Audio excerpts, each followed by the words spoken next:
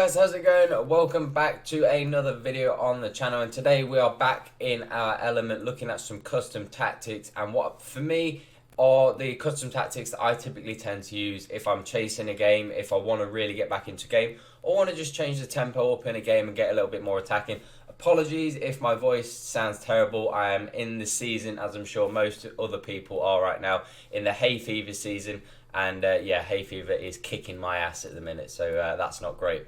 But what is great is these custom tactics and instructions today, and I do use these custom tactics going into it on the 4-3-3-4. Now, I've said to you guys before, it's probably my favourite formation in terms of attacking. I think it's a great formation. It's a very easy formation to score, to create opportunities, to create chances. It's a really, really top formation, and something that I think there's a lot of opportunities to create chances, to, like I said, to score goals, and just have a lot of fun in the game. It's definitely one of the most fun formations in the game. But jumping into the custom tactics, these are the custom tactics I'm using. You can see I'm using it on my my D-pad tactic, ultra attacking, because this is what I use if I'm like chasing a game. You know, if I'm a goal down late on, it's not something that I use unless it's maybe the end of the game. This is the sort of thing that I think is great to use at the end of the game. I wouldn't use it sort of at half time or anything like that, because you don't want to gas your players out, especially if the game does go extra time. If you're in champs, you don't want to use this at half time, get back into the game, and then you get to extra time and your players are dead because you're using it. It's the sort of thing that you want to use. I think it is really effective as well to use in spurts, to use it for 10-15 minutes, turn it off, use 10-15 minutes, turn it off. I think that's really effective. But going on to the defensive style, we've got press after possession loss. And obviously that is something that is going to gas your team out. Obviously it's going to mean that every time your opponent loses the ball, you're going to be straight on the back of them, trying to force them into mistakes. Think about this sort of a custom tactic.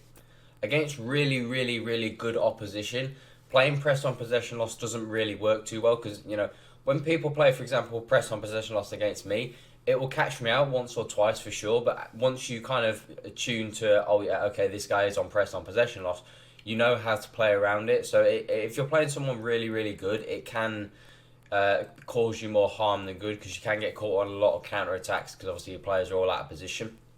But definitely against maybe some lower quality opposition, this sort of tactic is extremely effective. Width and depth, pretty much similar. I don't want to go too high. Obviously, I don't want to go too crazy and go on anything like 7 or 8, because whilst that's mean you're going to be right in your opponent's face, you're just going to be so easy to counter. You're going to have a lot of like 3-on-1s and stuff like that, so I don't want to go anything too crazy there. Fast build-up, it's not something that I really like using because it is such a crazy formation. And a lot of your players, when you use fast build-up, they don't typically tend to stay in their position. They're kind of all over the place. So you lose a lot of your organisation. But like I said, this is something you use when you're chasing a game. Right at the end, you know, if you're 1 down at 85 minutes, you need a goal, you may as well just throw everything at it. So going fast build-up there works.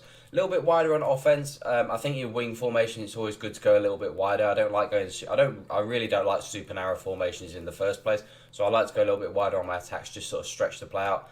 6 on getting to the box. Obviously, a bit more attacking. Want to get more players into the box, and corners and free kicks are the same. Now, custom tactics for the instructions for the fullbacks. For me personally, I stay back while attacking, which might be a little bit of a surprise. I really don't like going balanced or during the attack, even though we are chasing the game. I think you're going to have so many players, and it's just going to be so crazy at that end of the pitch already. You don't need to make it worse defensively than it needs to be. Like I said, even when I'm chasing the game, I still want to have a solid back four. Make sure that if I'm going to get countered, I'm going to have at least 4 players back. Try and give myself the best opportunity to at least try and deal with counter-attacks by having 4 players back. So I think that's really, really effective.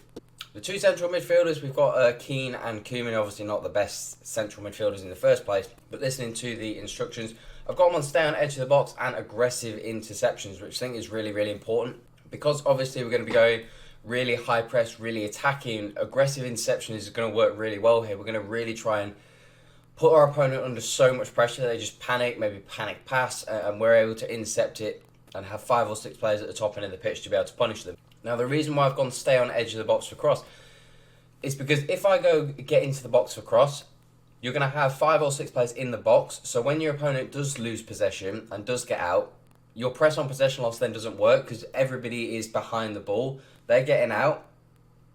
They're going to be getting out of your box, but you're going to have nobody to be able to press them because all your players are going to be behind the ball. So having 2 players on stay edge of the box means they're going to be the 2 that are going to initiate the press.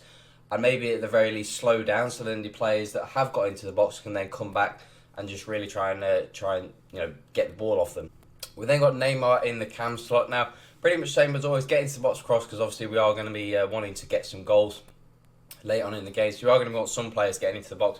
Free roam, always the best tactic to use for position freedom. Again, aggressive interceptions for the same reason. We want to be really aggressive in the opponent's face, really trying to get the ball off them as quick as possible and try and punish them as fast as we can. And then the two wingers, cut inside, obviously, for me personally, is a great tactic to use. I like to have obviously more players narrower in terms. Now it's kind of a bit contradicting because I don't like narrow formations. I like to have width in terms of to be able to pass out, but then when I'm trying to score goals, obviously you need more players in the middle of the pitch. When you play with narrow formations, if you're trying to pass sort of in your midfield, you don't have that option to pass out to the winger. Whereas when you're in a wide formation, you have the option to pass out from winger and then work your way in, which I think is how I like to play. I like to have that width just so it's an option to pass and then come inside to be able to score and shoot.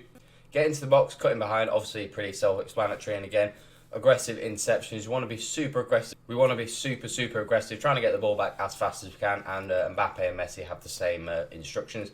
And then Crespo, stay central and getting behind, of course. We've already got width. We don't need players drifting out wide, so we need them to just stay in the middle. And again, aggressive interceptions, pretty self-explanatory as well. Now, one thing to note, I didn't decide to go on stay forward for the wide players and the strikers, because for me personally, I never like doing that as a tactic, because I think it just disconnects your team and it makes it very difficult to actually pass towards one another, because you end up having your back four who's all the way back here, your two midfielders that are kind of in limbo, Neymar and free roam would be sort of going around, and then the three up front, you're just going to have really massive gaps between your team.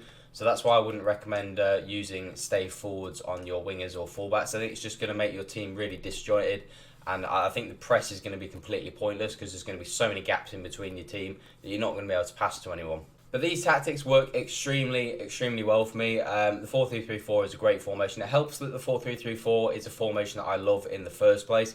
And that's the thing. I think if you're going to use ultra attacking, like a really attacking custom tactic, it needs to be in a formation that you like playing, because it is a formation that no doubt you are going to get caught on counter attacks. You are going to leave so many gaps open. So you do have to be quite a casual, sort of patient defender as well. You don't want to be diving into tackles. You need to kind of just be slowing your opponent down as much as you can, waiting for your players to get back. But there's no doubt you are going to concede chances. That's the whole point of this custom tactic. It's essentially, it's the last roll of the dice. It's that gung-ho, let's just try and get a goal and let's just see what we can do. And that's the whole point of this custom tactics. You are going to concede a few goals, but it has worked very well for me, and definitely has saved some games for me, no doubt about it. But that is it for the video, guys. So if you do want to see any more, do drop a thumbs up on the video. Make sure you hit the subscribe button as well if you are new to the channel. I just want to say a massive thank you to all you guys that are currently supporting me and still supporting me at this time of the year. It is really great to see it, and I'm so thankful for all you guys supporting me. You guys have been really good to me this year, and there's been a few times where maybe we've not seen eye to eye in a few things, but it's all in good spirits, and I just want to say a massive thank you to all you guys. You guys have been fantastic this year, and hopefully it can continue long into the future. But that is all for today, guys. Have an awesome day. I'm out.